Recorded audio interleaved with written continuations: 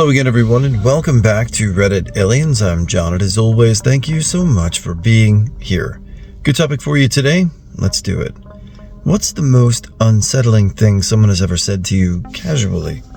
Please remember to like, share, and subscribe. A friend I had known for years asked me why I was smiling. We were at my 20th birthday party, so I told him I was happy to be around my friends. His reply, "If you knew what I wanted to do to you, you'd never smile again." I did indeed stop smiling, got my best friend, and left quickly. I had a neighbor that I was friends with, both of us guys in our late 30s. He was talking about another neighbor family that lived in the same apartment. He said something to the effect of, "Yeah, when they moved in, that girl was in kindergarten. Soon she'll be driving. It's too bad she's not hot. If I was gonna happen, it would have to happen by now." I belted out a, "What the f-?" He acted like he was kidding. We weren't friends after that. "Sometimes I think of turning on their gas and leaving them to die." She said it so casually. This girl was jealous because she loves her brother and spending time with him. But his wife doesn't like them spending time together. His relationship with his wife did sound a bit abusive, but she was talking about ending the life of her sister-in-law and their 3 kids, the oldest being 11 and the youngest a year old. Yeah, I didn't try to reach out much after that. When my parents were divorcing, they had a contentious custody battle over me.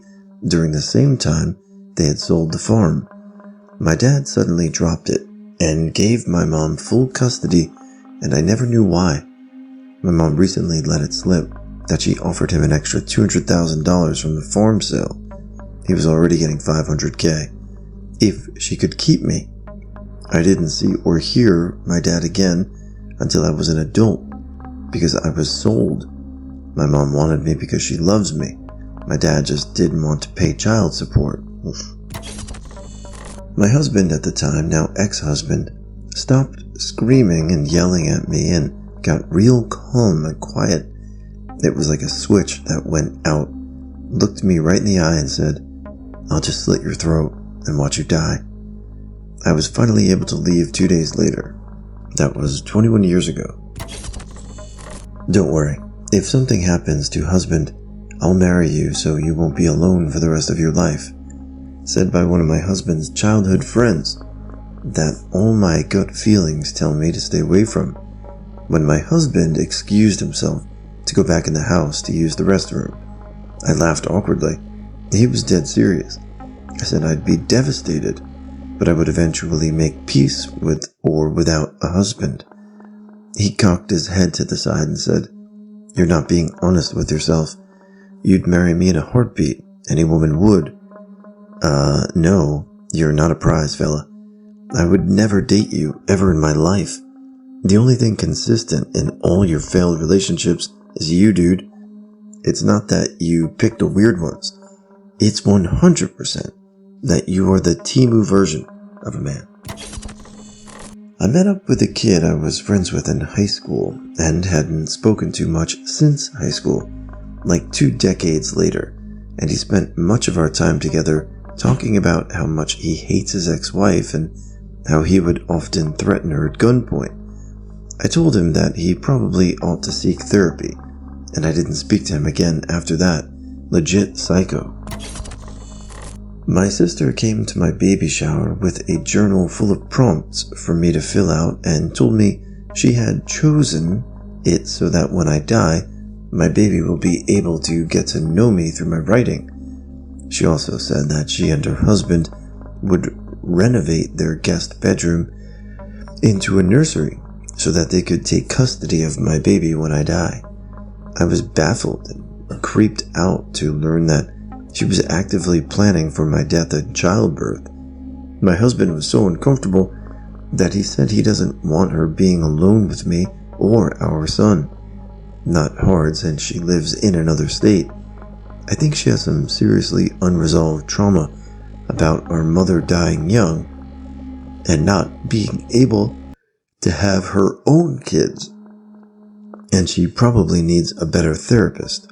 Also, I donated the journal to the local charity shop because what the F?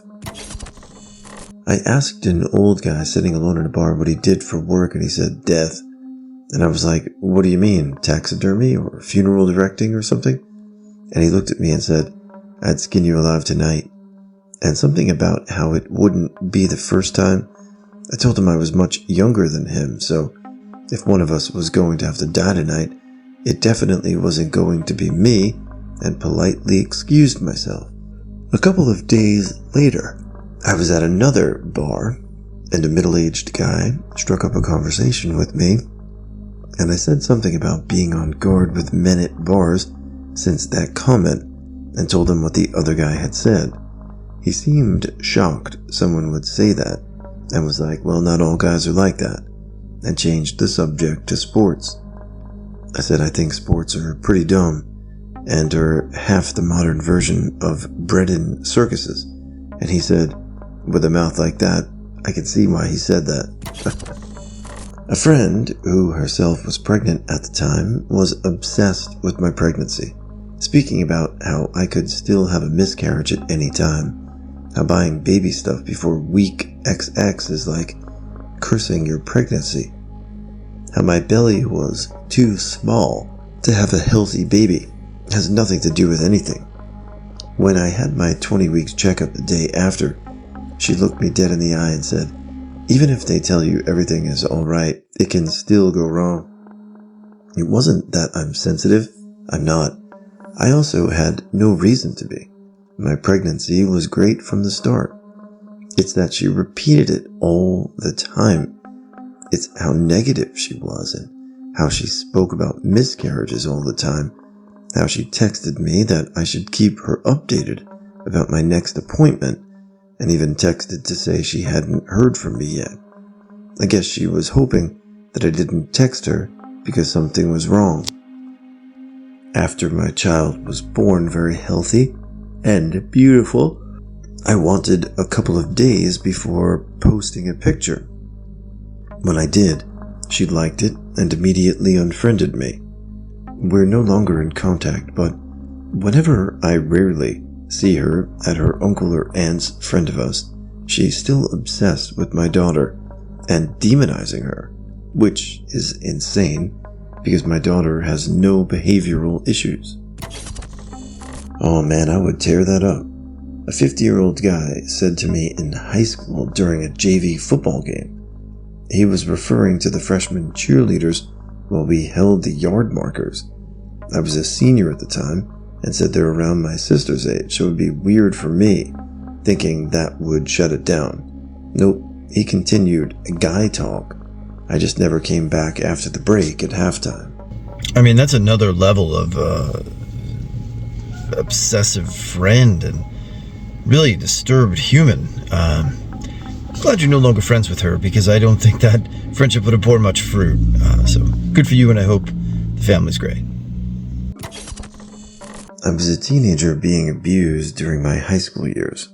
One day, me and my abuser were waiting for the bus to head home. He told a joke and I laughed at it. He turns to look at me and goes, "You know I could argue right now," and goes back to his friends. Another one was a few weeks later, when we were on the bus heading home, and I asked him a question. He got mad at me and proceeded to go into detail about how he would assault me and hurt me. He said it like it was nothing, and it was a normal conversation.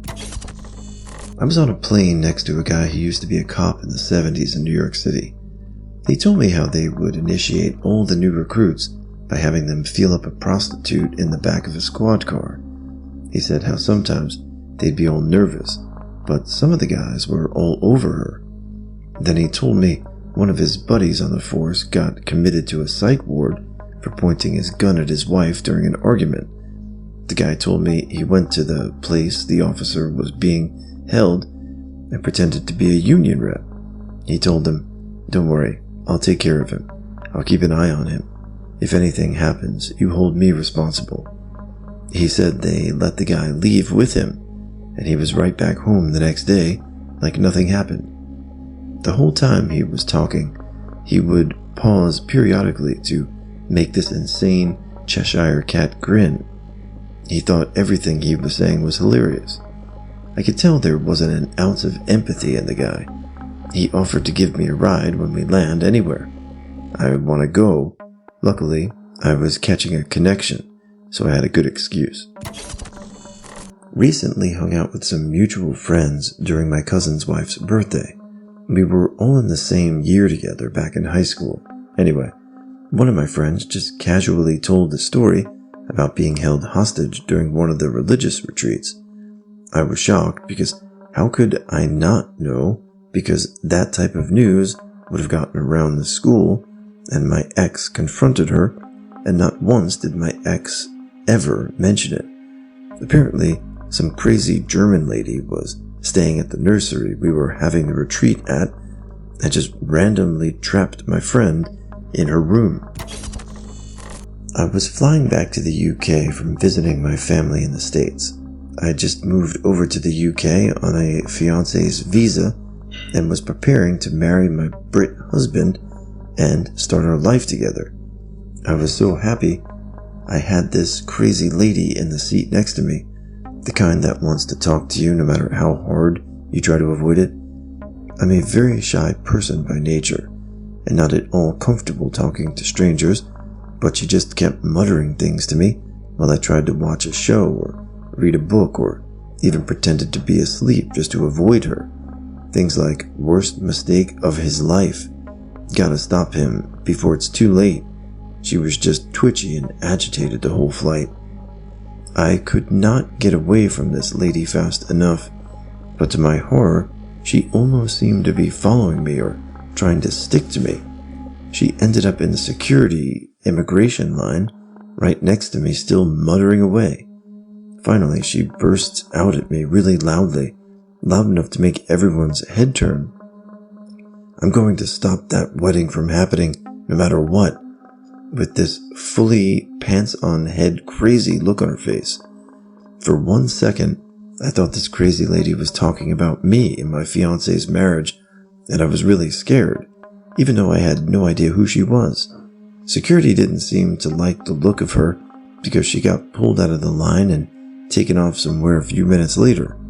I cried so hard all over my fiancé when I got home to him. I was convinced some crazy lady was going to show up at our wedding and try to stop it. I used to be friends with this group of girls when I worked at an auto auction, closed car dealer auction.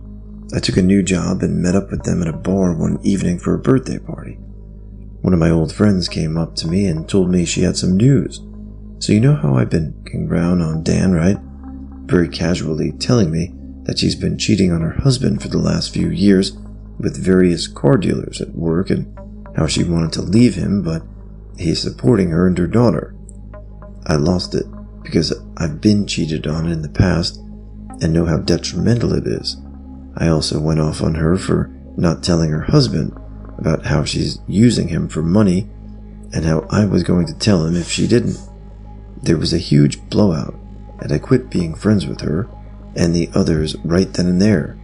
All the others knew, and most of them were also cheating on their spouses like it was no big deal. I'm diabetic and used to be in a rave scene. A friend of mine many years ago met a girl at a rave I didn't go to, and he brought her and her DJ friend back to my house after the party. It's morning and I'm about to go eat, so I start taking insulin. The guy looks at me hungrily and said, "That looks really good." I was confused, and he clarified he likes heroin, and my needle was clean. So that was fun. Then he also told me he's a vampire and likes to drink blood. He was asked to leave. As a child, the worst was from my mom. She was not a happy drunk, and would tell me all the time how she would bury herself in a hole in the ground without a marker so I could never find her again, or we should just throw her in the trash. Sadly, that still lives in my head sometimes. I, female, was on a holiday with a few friends when my friend, male, casually pulls me aside and tells me, I just wanked to a picture of you. I was single, he was not, and his girlfriend was on holiday with us. My response? I wish you didn't tell me that. I was dumbfounded and didn't know what to do. Just kept avoiding him. Thought maybe he was angling a threesome. He ended up hating me after that, because he thought that I thought I was too good for him. I'm now really good friends with his now ex-girlfriend, and we have a good chuckle when we remember the story. My daughter, 7 at the time, was having a sleepover with another friend at our house. This girl was playing, and then I came in the room and she started talking to me pretty casually about what they were doing. Then suddenly this girl goes, "My dad has custody of us because my mom is abusive," and then just goes back to playing. I'm like, what? I had a conversation with her dad when she came to get her about it and said she probably needs a gentle reminder not to share that kind of info, and that I'm glad she felt comfortable enough in my house to open up, but it's none of our business, and other parents may not be comfortable with it. He was kind of frustrated and said he'd talk to her, lol. I felt bad though. I was diagnosed with a mental health condition at 15 after years of suffering in silence, considering ending things during that time. Upon formal diagnosis, my mom told me, "Your doctor and I knew from the time you were 7, but we thought it was important for you to figure it out on your own." I've tried to rationalize that she was just doing what she thought was best at the time, but there's a part of me that will probably never forgive her for those 8 years I suffered without treatment.